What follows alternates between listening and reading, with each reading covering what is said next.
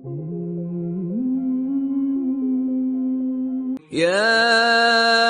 أيها الذين آمنوا كتب عليكم الصيام كما كتب على الذين من قبلكم لعلكم تتقون۔ اے ایمان والو، تم پر روزے فرض کیے گئے ہیں جس طرح تم سے پہلے انبیاء علیہم السلام کے پیروکاروں پر فرض کیے گئے تھے، تاکہ اس سے تم میں تقوی کی صفت پیدا ہو۔ عالم اسلام کی خوشی اور امید کا ذریعہ بن کر ماہ رمضان دوبارہ آ چکا ہے۔ پیارے بھائیوں، کتنی جلدی ایک سال گزر گیا۔ ہم نے پچھلا رمضان بہت سی پابندیوں کے درمیان گزارا تھا۔ کورونا کی پابندی کی وجہ سے مساجد سے تعلق نہیں رکھ سکے تھے۔ مساجد میں جمعہ اور تراویح پڑھنے سے روکا گیا تھا۔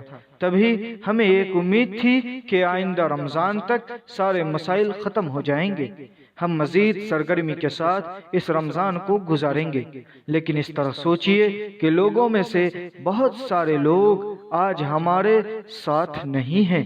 اللہ ان کی مغفرت فرمائے، ہم سب کو جنت میں جمع کرے۔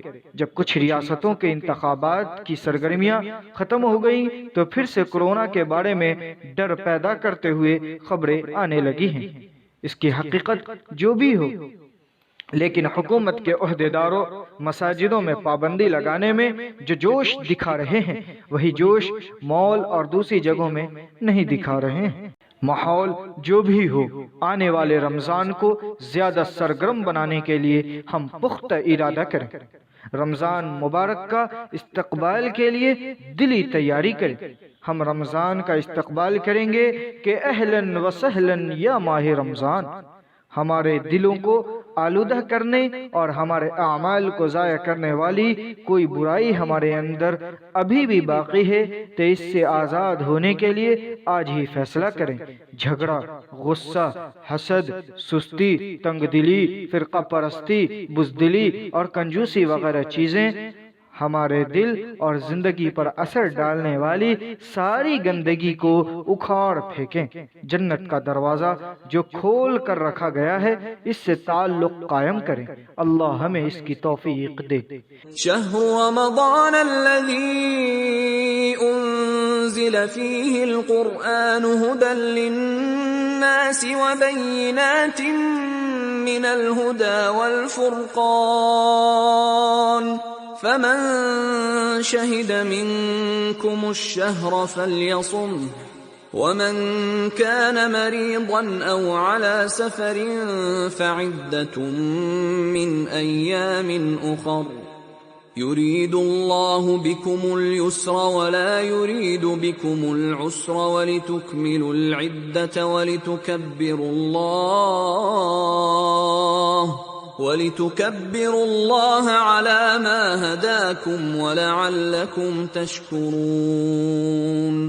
رمضان وہ مہینہ ہے جس میں قرآن نازل کیا گیا، جو انسانوں کے لیے سراسر ہدایت ہے اور ایسی واضح تعلیمات پر مشتمل ہے جو راہ راست دکھانے والی اور حق و باطل کا فرق کھول کر رکھ دینے والی ہے۔ لہذا اب سے جو شخص اس مہینے کو پائے، اس پر لازم ہے کہ اس پورے مہینے کے روزے رکھے، اور جو کوئی مریض ہو یا سفر میں ہو تو وہ دوسرے دنوں میں روزوں کی تعداد پوری کرے۔ اللہ تمہارے ساتھ نرمی کرنا چاہتا ہے، وہ تمہارے ساتھ سختی کرنا نہیں چاہتا ہے۔ اس لیے یہ طریقہ تمہیں بتایا جا رہا ہے تاکہ تم روزوں کی تعداد پوری کر سکو، اور جس ہدایت سے اللہ نے تمہیں سرفراز کیا ہے اس پر اللہ کی کبریائی کا اظہار و اعتراف کرو اور شکر گزار بنو۔